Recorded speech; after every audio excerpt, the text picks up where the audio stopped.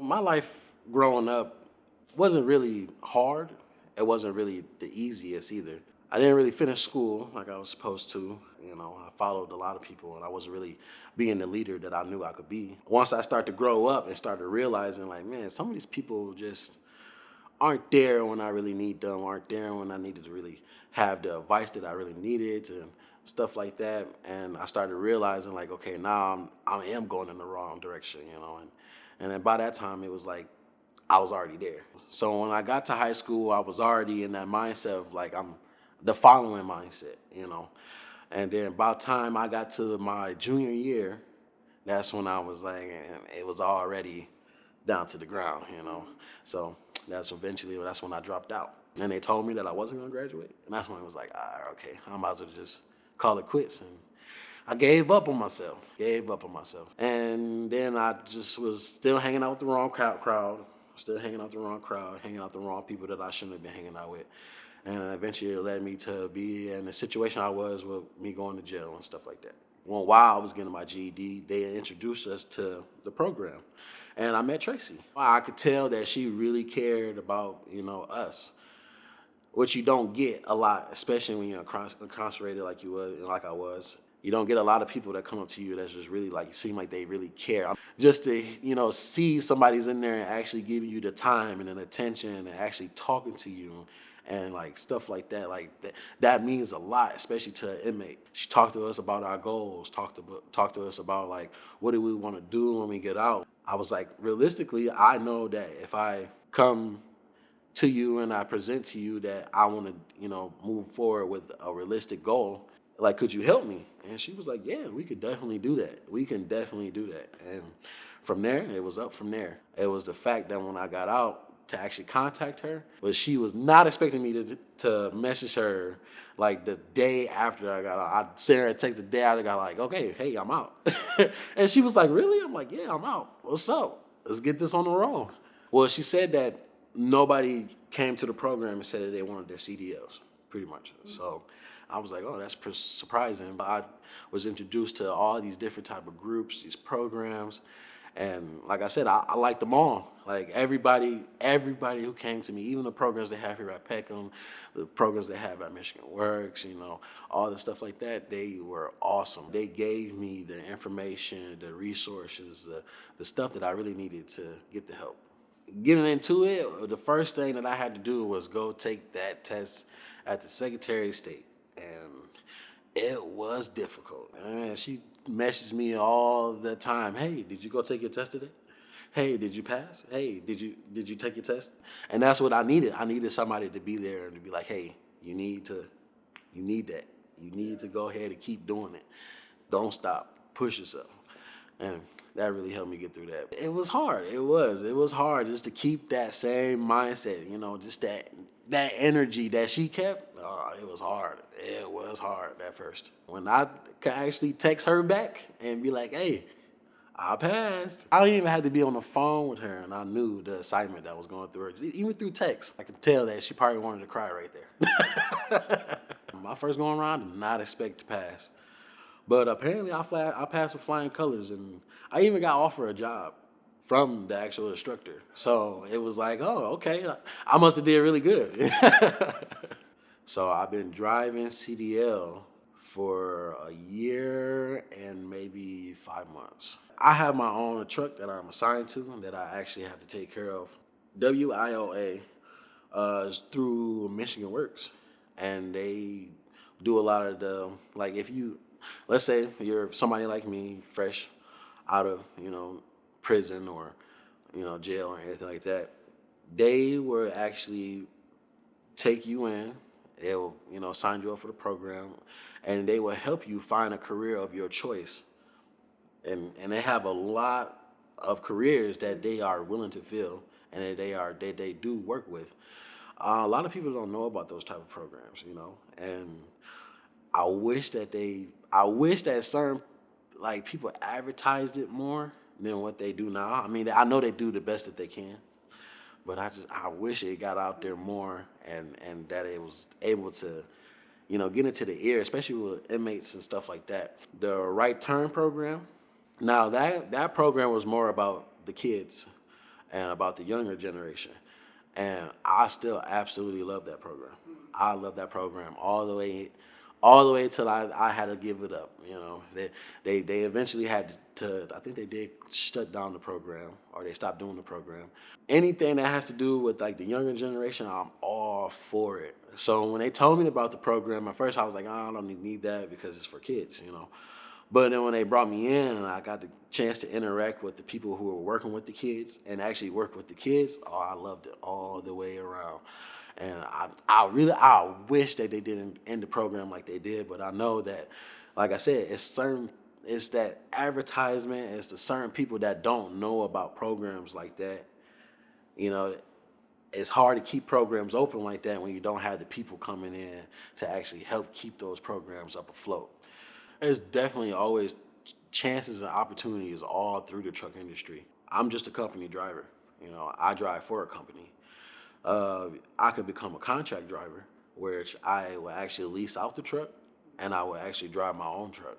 But that's just a contract driver. Now, actually owning your own truck, actually going to buy your own truck, that's where the money is at right now. And that's where my mindset is going towards right now is me owning my own truck.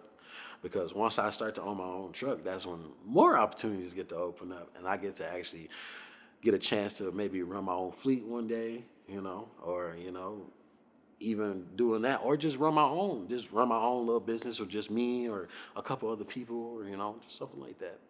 So yeah, it's definitely rooms for progression and different opportunities. I call my mom every day I'm on the road, and she tells me all the time, you know, so and so was just talking about you. They said that they see that you a truck driver now, and they just want to know how you doing. Like, my mom, she tells me all the time, you know, she's proud of me, that she loves me. You know, my father passed away not too long ago, so my father's not around. But even before he passed away, he was always telling me like he wanted literally he passed away right before I could finish my CDL stuff and all that. But he was all for it. My dad was really supportive about it. My mom, and she still to this day is very supportive. My whole family is. My whole family. I have a very big family.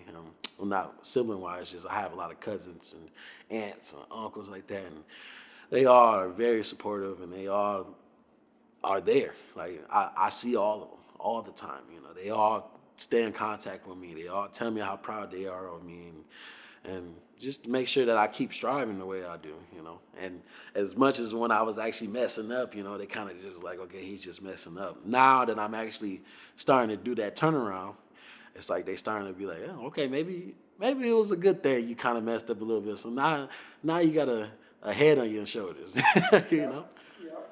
A lot of kids my age at that time, they wasn't worried about the things I was already worried about. I was already paying bills when I was 18.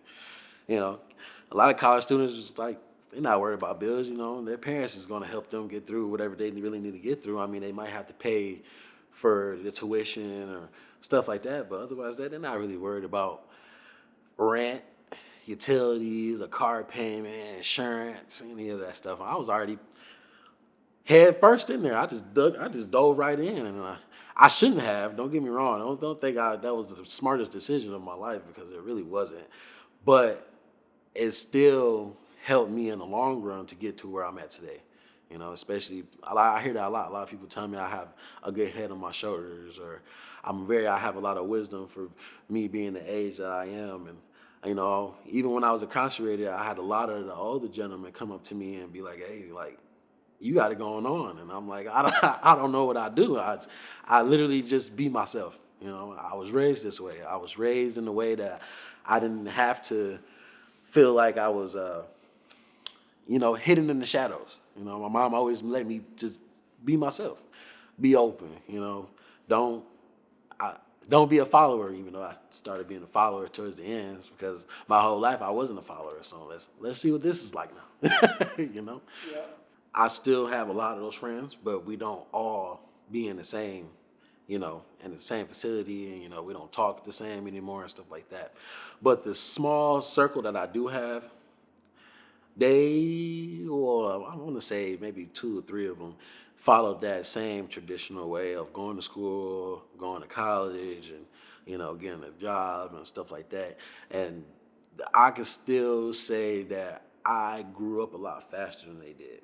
And I'm not saying that to throw them under the bus or anything. It's just more of they are still dealing with some of the struggles that, it's everyday life struggles, but they don't know how to handle those situations as much as as I would. And a lot of them do come to me for advice for a lot of stuff, it's financially wise, relationship wise, even if they get into some trouble, I got something in the trunk, man. I don't know what to do with it, man. I don't know. I don't know. Yeah, well, maybe pull around the corner and drop it off. I don't know. Wow. I love working with kids. I love working with people who don't know about certain things that they should know about, like resources or, educational wise. Like I always love doing that. So when people come to me for advice and stuff like that, I feel good. I feel good being able to help somebody else in a situation that they can't really understand or can't handle. The main thing that I would tell them is to stay in school. That's that's the biggest thing because I know how easy it is to just let go. It's very easy. The stuff that's around you, especially in the newer generation, it is so easy to get distracted. Cell phones, computers, the news, just everything around us. It's so easy to get distracted. It's so easy to just say, you know what, I'll handle that later. Just stay focused.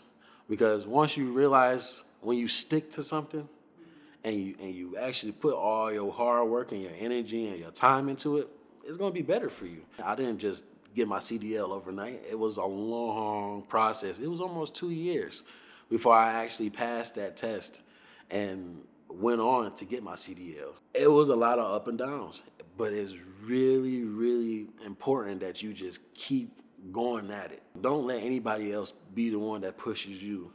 You take what other people give you, you take that advice that people give you, and you just store it inside. At the same time, you take that own fire that's inside of yourself and you just run with it.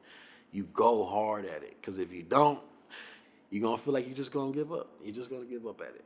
It's easier to kind of motivate older men, especially when they're in that age, and especially when they're down low. Anything that you can say to them that can help them mentally is good. The first thing I would tell them, though, is it don't stop here. It doesn't stop here. Either you're sentenced or you're not sentenced or whatever the case, it doesn't stop.